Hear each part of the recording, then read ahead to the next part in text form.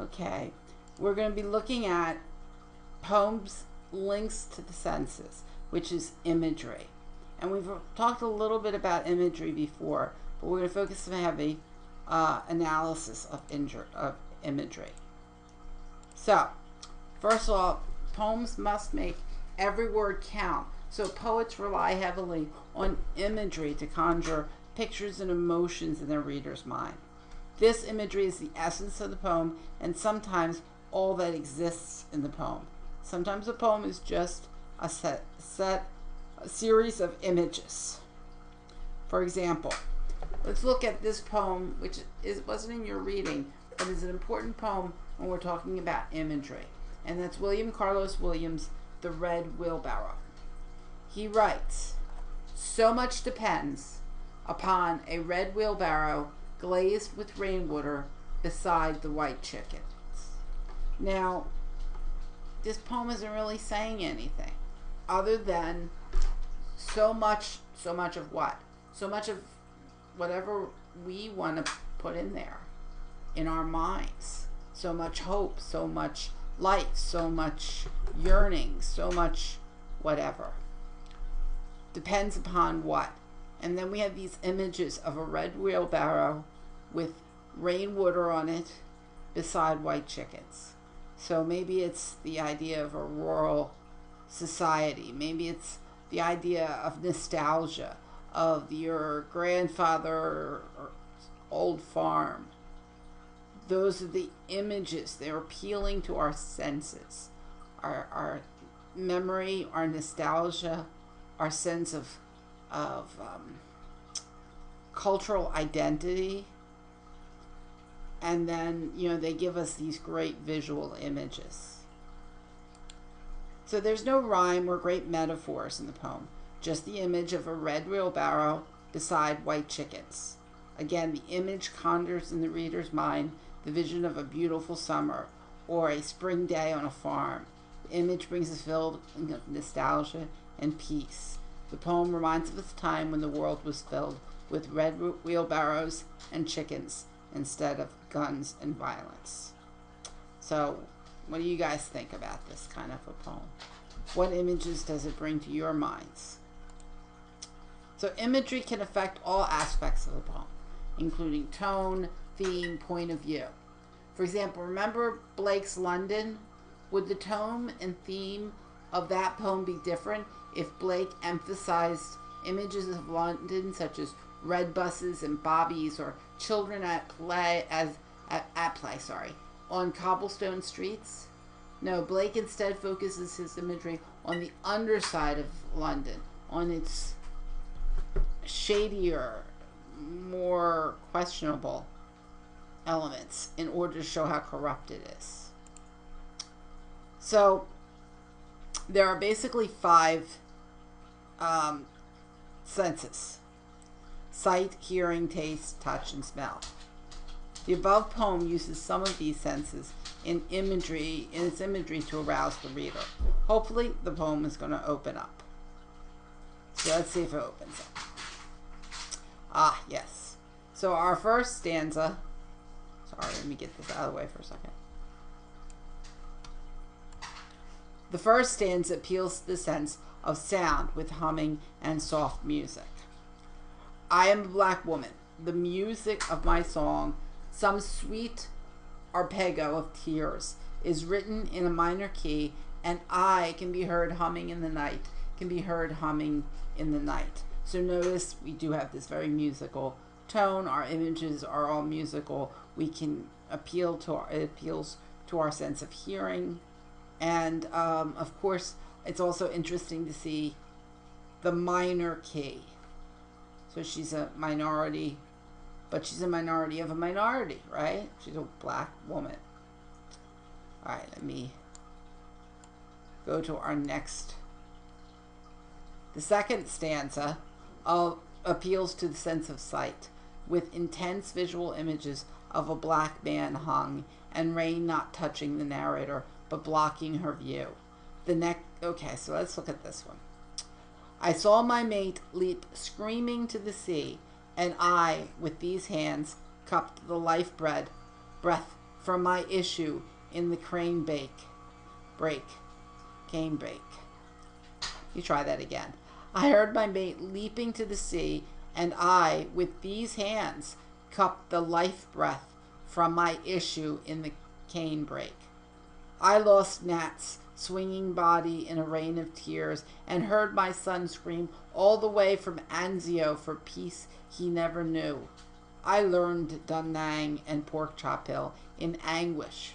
Now my nostrils know the gas, and these trigger-tired fingers seek the softness in my warrior's beard.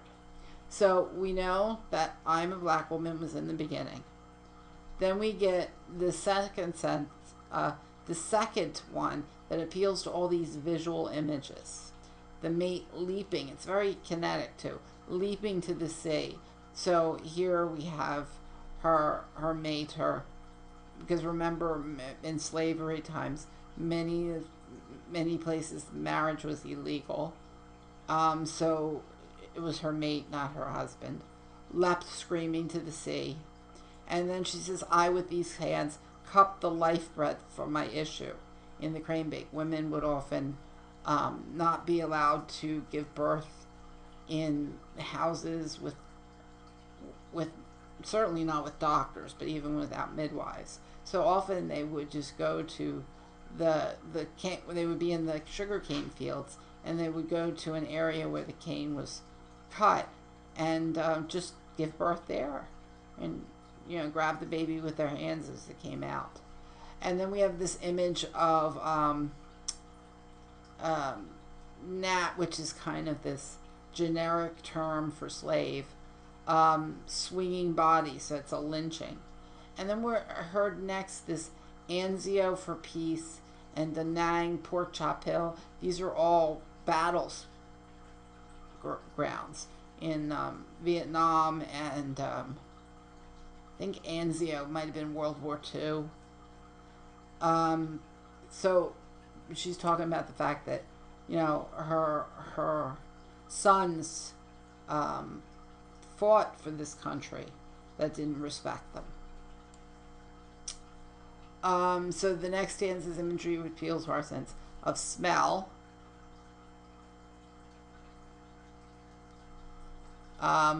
With gunfire and gas in Vietnam, and the sense of touch with the softness of the beard. Finally, at the end of the poem, our sense of sight is once again appealed to, and we are asked to look upon this woman who has suffered so much. This poem says so much about the plight of blacks through the use of diverging images which call for us not to look at the life of blacks, but to see, hear, touch, smell what they too have saw, heard, smelled, and touched. So last one is, I am a black woman, tall as cypress, strong beyond all definition, still defying place and time and circumstance, assailed, impervious, indestructible. Look at me and be renewed. And that's a great one, because that last line, look at me and be renewed, is a reference to Ozymandias, look at me and be awed, because Ozymandias is a poem about this great Egyptian statue. So it's interesting to see that kind of reference, that she's this great figure that we'll be basically worshiping at some point.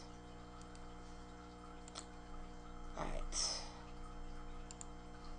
Other than senses, imagery can depict motion or activity. Again, in that poem, you saw the motion of Nate swinging on the tree. You can imagine the kinetic imagery or imagery of motion is most closely related to visual imagery, but sometimes the poet's objective in kinetic imagery is to have the reader go through the same motions as the image. For example, let's see if this poem works.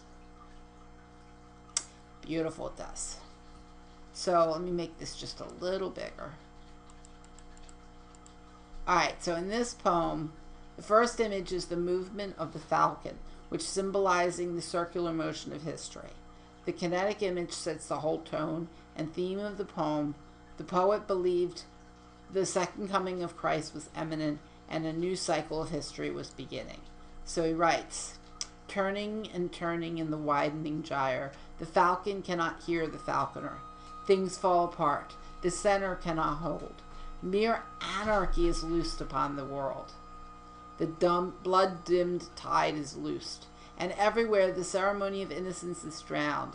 The best lack all conviction, while the worst are full of passionate intensity. Surely some revelation is at hand.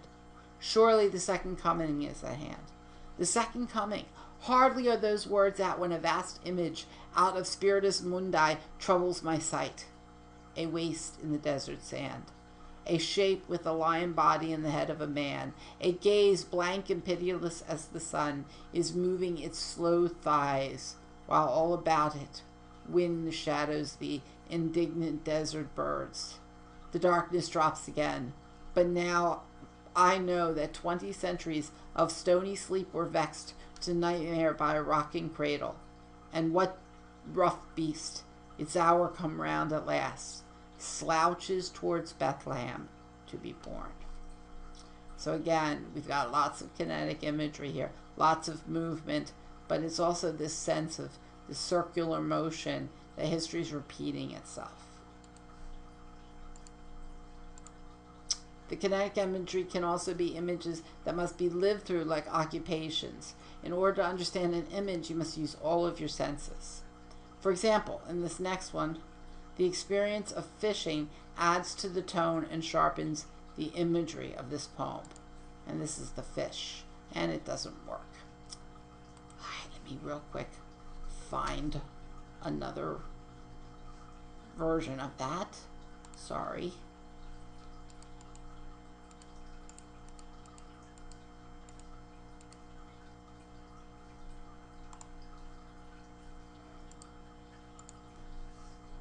So here it is. I caught a tremendous fish and held him beside the boat, half out of water with my hook fast in the corner of his mouth. He didn't fight. He hadn't fought at all. He hung a grunting weight, battered and vulnerable and homely.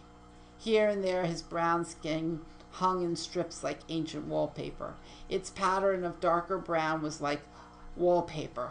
Shapes in full-blown roses, stained and lost through age. He was speckled with barnacles, fine rosettes of lime, and infested with tiny white sea lice, and underneath 2 or 3 rags of green weed hung down, while his gills were breathing in the terrible oxygen, the frightening gills, fresh and crisp with blood that can cut so badly. I thought of the coarse white flesh, packed in like feathers, the big bones and little bones, the dramatic reds and blacks in his shiny entrails, and the pink swim bladder like a big peony. I looked into his eyes, which were far larger than mine, but shallower and yellowed, the irises backed and packed with tarnished tinfoil that seen through lenses of old scratched insect glance. They shifted a little, but not to return my gaze. It was more like the tipping of an object toward the light. I admired his sullen face, the mechanism of his jaw, and then I saw that from his lower lip, if you could call it a lip, grim, wet, and weapon-like, hung 5 old pieces of fish line, or 4 in a wire leader with a swivel still attached, with all their 5 big hooks grown firmly in his mouth, a green line frayed at the end where he broke it, 2 heavier lines, and a fine black thread, still crimped from the strain and snap when it broke and he got away. Like metals with their ribbons fraying and wavering, the 5-haired beard of wisdom trailing from his aching jaw, I stared, and victory filled up the little rented boat with a pool of bilge where oil had spread a rainbow around the rusted engine, to the baler's rusted orange, the sun-cracked thwarts, the oarlocks on their strings, and the gunnels, until everything was rainbow. Rainbow, rainbow! I let the fish go. So, again, there's lots of beautiful imagery there, and lots of movement. So, rhetorical figures. gives a sense of depth and range in poetry. Rhetorical figures or devices are the way we use language to express information beyond the word's normal constraints and definitions. Poetry, because of its need to economize, relies heavily on the rhetorical devices to convey meaning and affect the reader. The two most widely used rhetorical devices are metaphors and similes. These are also the most recognizable rhetorical figures in poetry. Metaphors treat something exactly as though it were another object. He is a mule when it comes to smoking, is a metaphor. However, there are three types of metaphors: a direct metaphor, an implied metaphor, and an extended metaphor. An implied metaphor assumes the comparison rather than directly stating it. For example, he brayed his refusal. The unknown he is indirectly compared to a mule by being attributed a mule's ability to communicate, braying. The extended metaphor is a metaphor which controls an entire passage. For example, Edward Taylor's huswifery is an extended metaphor comparing religious devotion to weaving. And here it is. Listen to this as you go. Huswifery is basically the occupation of running a household. It's like a professional housewife. Make me, O Lord, thy spinning wheel complete. Thy holy word my distaff make for me. Make mine affections thy swift flyers neat, and make my soul thy holy spool to be. My conversation make to be thy reel, and reel the yarn thereon spun of thy wheel. In other words, make me like part of your spinning wheel, and perfect me in your grace. Make me thy loom then, knit therein this twine, and make thy Holy Spirit, Lord, wind quills. Then wave the web itself, the yarn is fine. Then ordinances make my fulling mills. Then dye the same in heavenly colors choice, all pinked with vanished flowers of paradise. Then clothe therewith mine understanding, will, affections, judgment, conscience, memory, my words and actions, that their shine may fill my ways with glory and be glorify. Then mine shall display before ye that I am clothed in holy robes for glory. So a simile utilizes a similar comparison to the metaphor. The best way to tell the difference between a metaphor and a simile is simile uses like with nouns and as with clauses. For example, Robert Burns' poem, My Love is like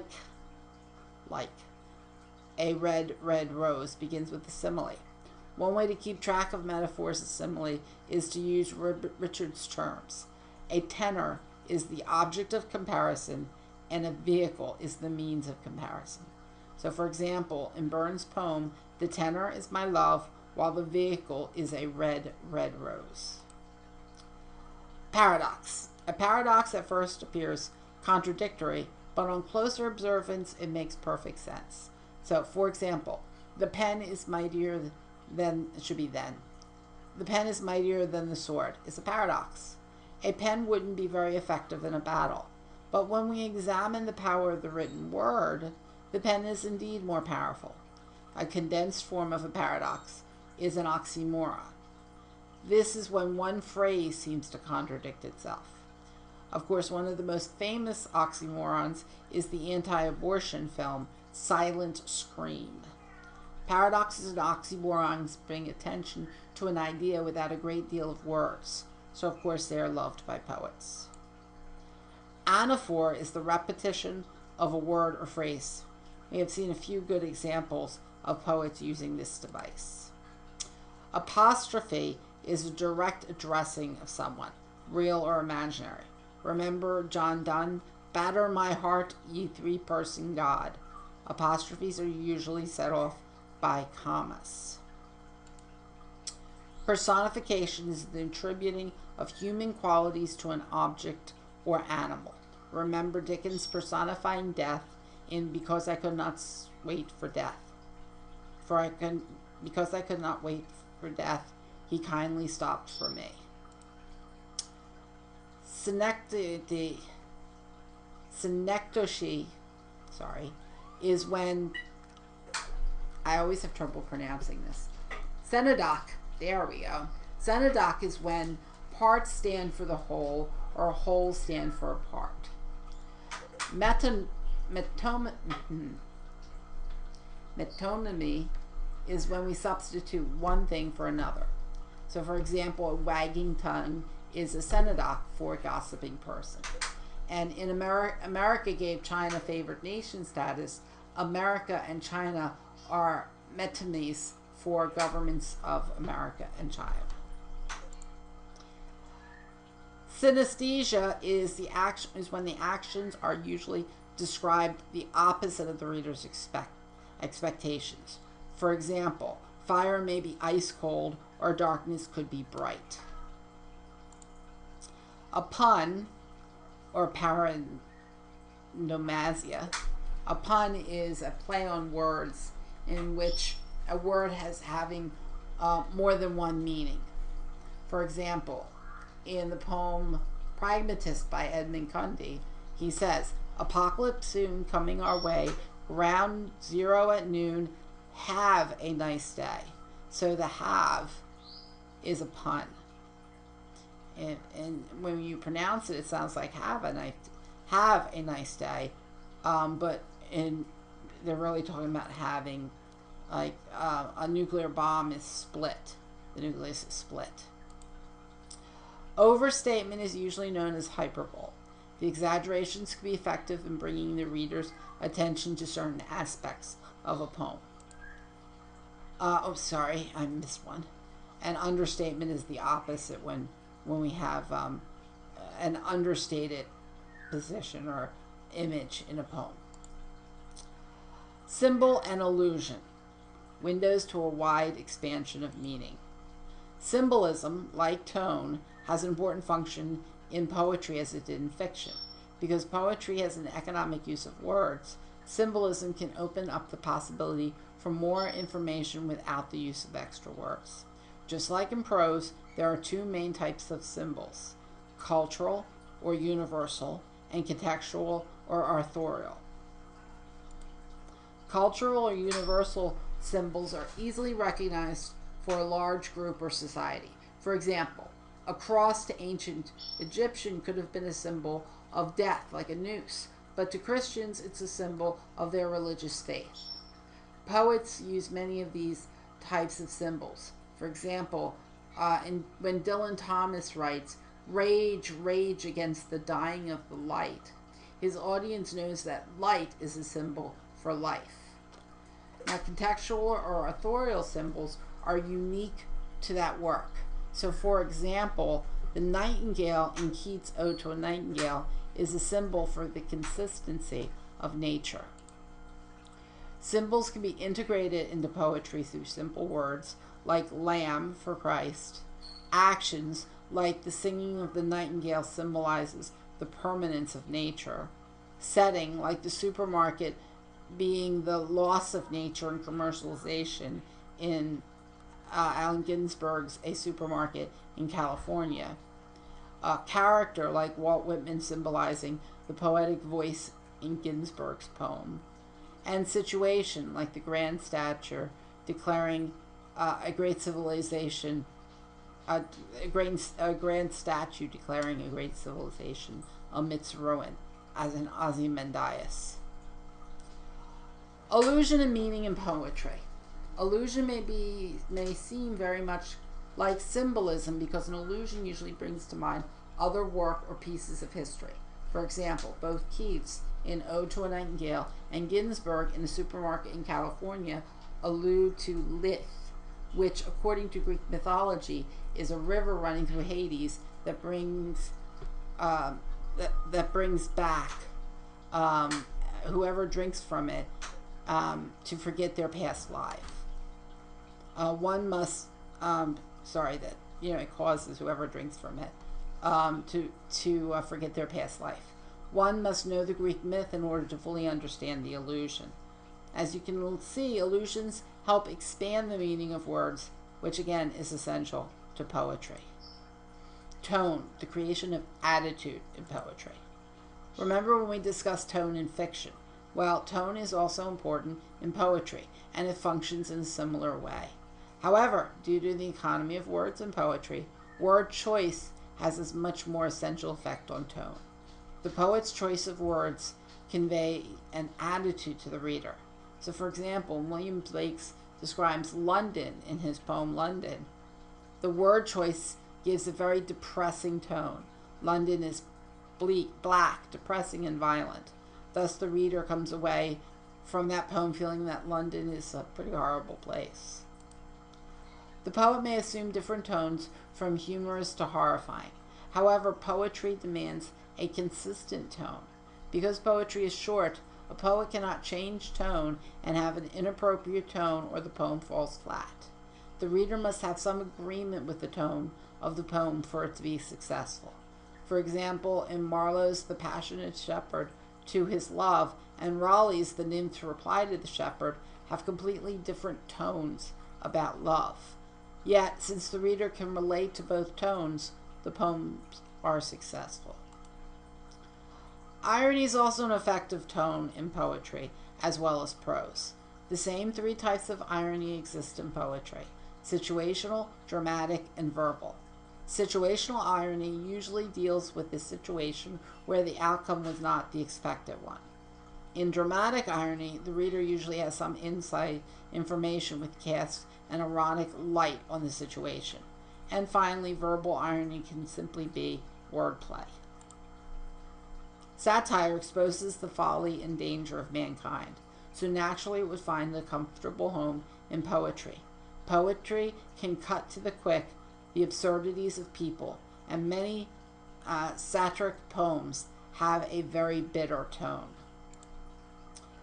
Sound, prosody, or sound, rhythm, and rhyme in poetry. Prosody is the metrical study of poetry. Metrics are what truly separate poetry from prose. However, this is one of the hardest aspects of poetry.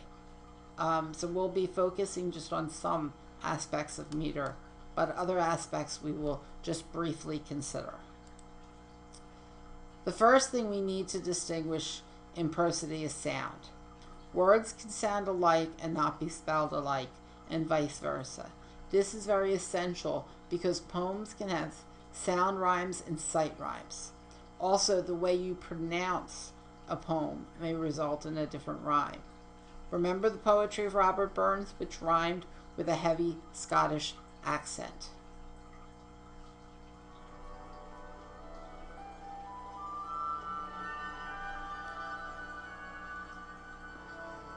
Oh, my love is like a red, red rose that's newly sprung in June. Oh, my love is like the melody that's sweetly played in tune. As fair art thou, my bonny lass, so deep in love am I, and I will love thee still, my dear, till a' the seas gang dry. Till a' the seas gang dry, my dear, and the rocks melt with the sun, and I will love thee still, my dear, while the sands of life shall run.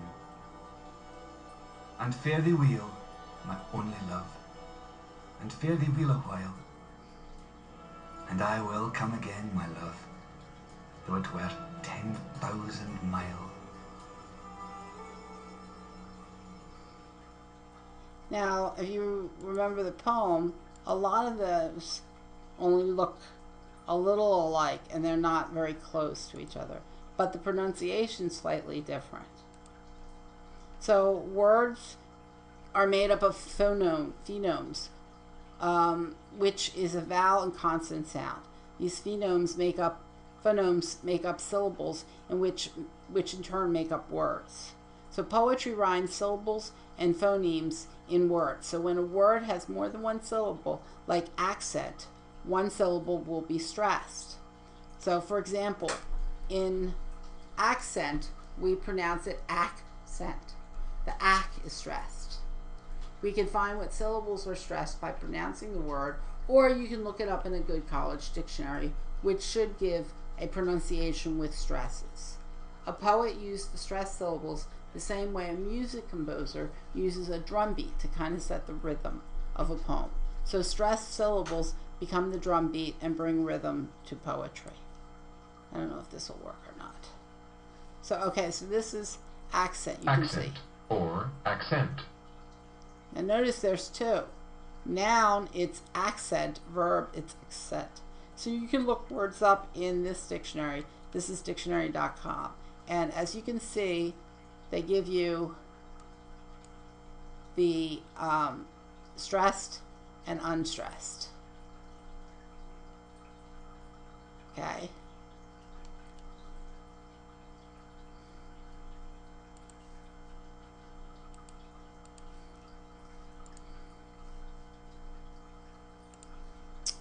Meter is the number of feet a line has. The common meters are a pentameter, which is 5 feet, tetrameter, which is 4 feet, trimeter, 3 feet, dimeter, 2 feet, and monometer, 1 foot. Hexameter, 6 feet, heptameter, which is 7 feet, and octameter, which is 8 feet. There are a number of different feet which make up these meters, including the 2-syllable foot, 3-syllable foot, and the imperfect foot. There are 4 common 2-syllable feet: the iamb, the trochee, the spondee, and the pyrrhic. The iamb is perhaps the most common foot of all. It is made up of an accented syllable, unaccented syllable, followed by an accented syllable. The trochee is an example of the opposite, with an accented syllable followed by an unaccented syllable. The spondee is usually the last foot of a meter and consists of 2 accented syllables. Now these often happen when we have odd number meters. The pyrrhic is the opposite of the spondee, which means it has 2 unaccented syllables. There are only 2 common 3-syllable feet: the anapest and the dactyl. The anapest consists of 2 unaccented syllables followed by an accented syllable. The dactyl is an unaccented syllable followed by 2 unaccented syllables. And then we have the imperfect foot, which is just 1 syllable, either accented or unaccented. And usually these are done when we're having an uneven amount of feet.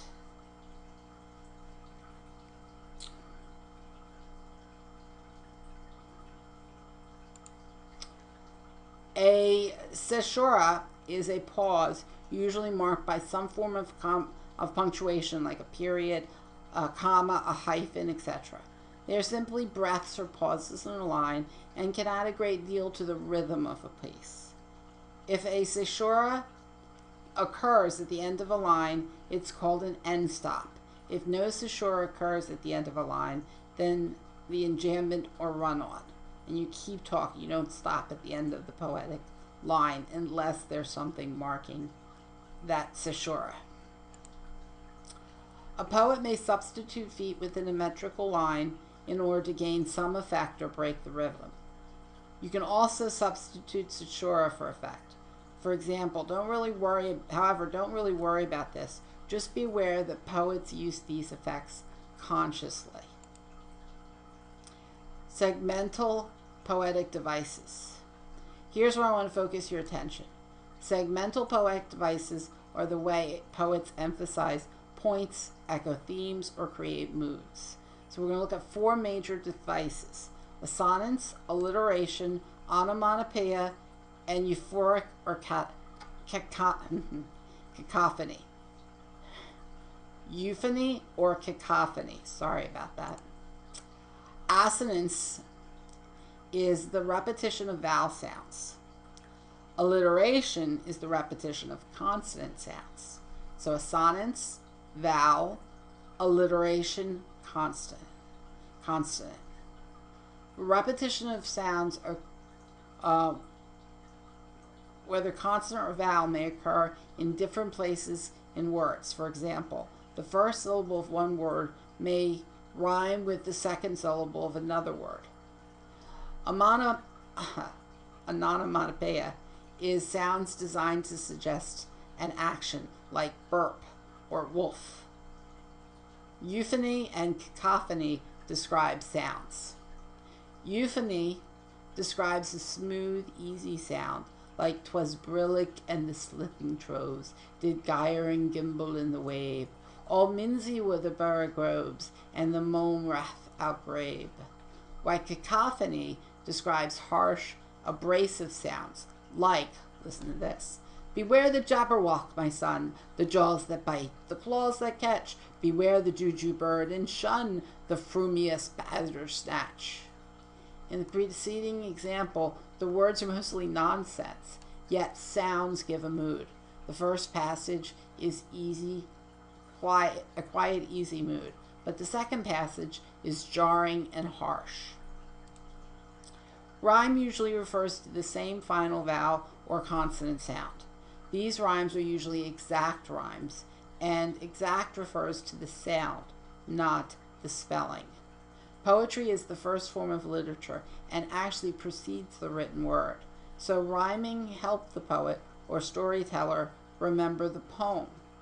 Of course, we no longer need to recite poems in order to understand them. So rhyme doesn't have to be as essential purpose, such an essential purpose. Rhyming is now the poet's choice, and some poets, like William Carlos Williams, find rhyme too restrictive, while others, like Alexander Pope, are rhyming masters. So, next at your poetry this week.